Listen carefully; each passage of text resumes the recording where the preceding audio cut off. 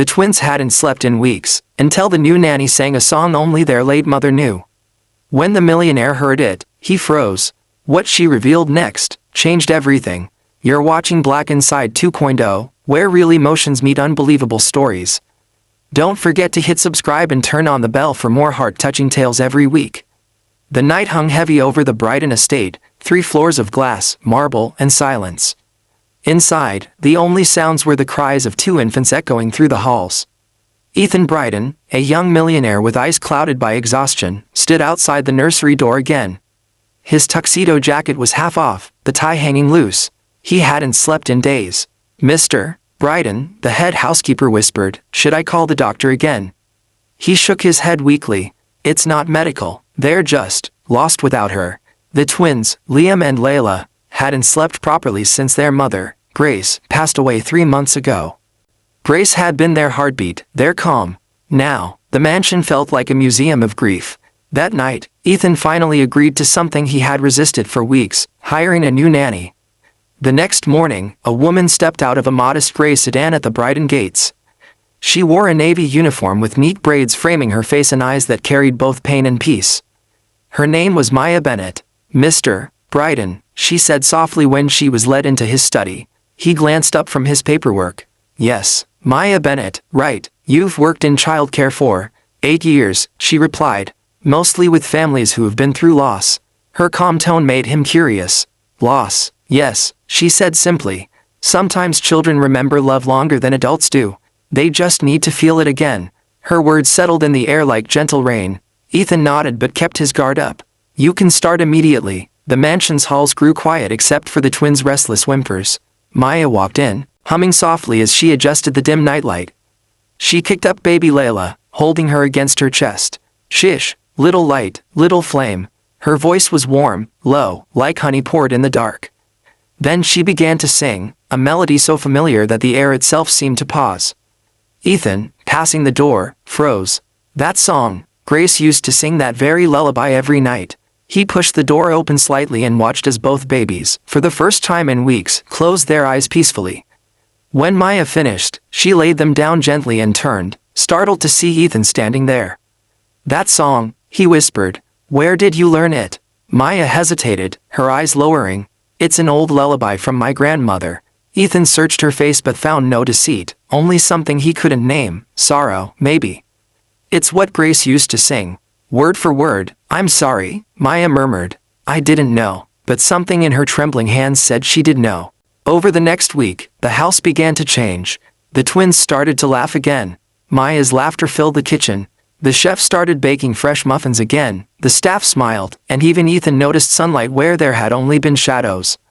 He found himself lingering near the nursery door just to listen to Maya's voice. One afternoon, while she read to the twins in the garden, he said, "You've done something no doctor could."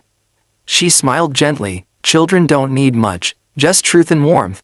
"You remind me of Grace sometimes," he said before realizing how personal it sounded. Maya looked down at her hands. "She must have been wonderful." "She was," Ethan whispered. "Too good for this world." Later that night, Ethan walked past Maya's quarters and noticed the door slightly ajar. On her bedside table lay a small photo, half hidden under a scarf.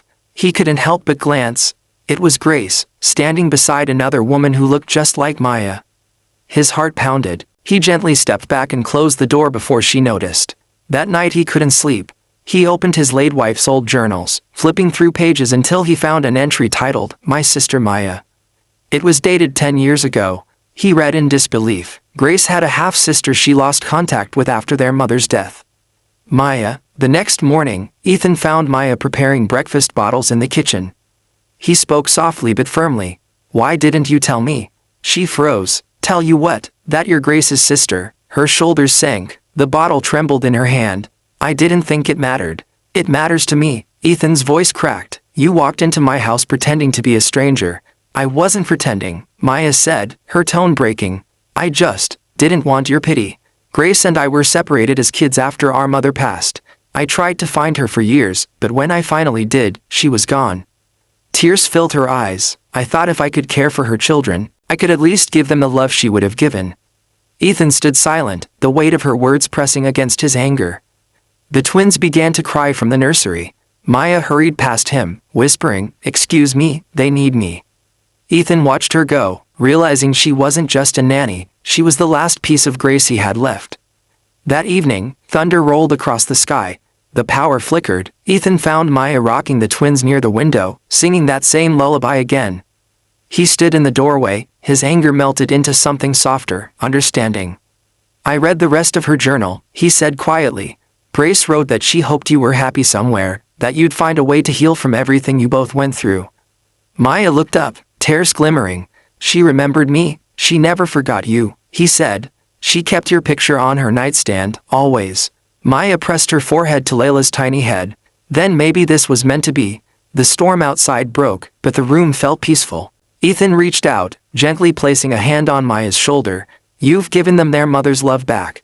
And you've given me hope again." Weeks passed. The twins grew healthier and happier. Ethan often found himself drawn to Maya, not just for her kindness but for the way she brought Grace's memory to life without sadness. One afternoon, as autumn leaves brushed the garden path, Maya handed Ethan a small music box. "It was Grace's," she said. "Our mother gave it to her. It plays the lullaby." When Ethan opened it, the melody filled the air, soft, pure, eternal. "I fixed it," Maya said. "It stopped playing years ago, but I thought the twins should have it." Ethan's eyes misted. "You repaired something I didn't even know was broken." She smiled. "Sometimes love just needs a little tune-up." On the anniversary of Grace's passing, Ethan held a small memorial in the garden. Maya stood beside him, holding the twins as they placed white lilies by the fountain. "She would have loved this," Maya whispered. "She would have loved that you're here," he replied.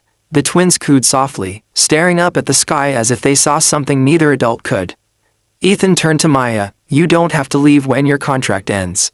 She hesitated. "Are you sure?" "I'm sure," he said gently. "Family shouldn't have contracts." Maya smiled through tears. "Then I'll stay, for them, and for her." Months later, the Brighton mansion no longer felt cold. It was filled with laughter, stories, and the faint hum of the lullaby echoing through the halls. One night, Ethan tucked the twins in while Maya watched from the doorway. "Good night, little light, little flame," he whispered, the same words Maya once sang.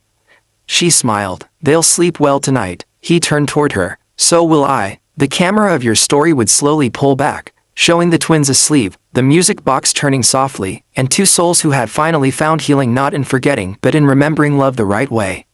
Sometimes family isn't found through blood or money, but through the quiet people who carry love where it's needed most. She didn't just care for his children, she brought their mother's heart back home. If this story touched your heart, don't forget to like, share, and subscribe to Black Inside 2.0, where every story reminds us that love always finds its way back.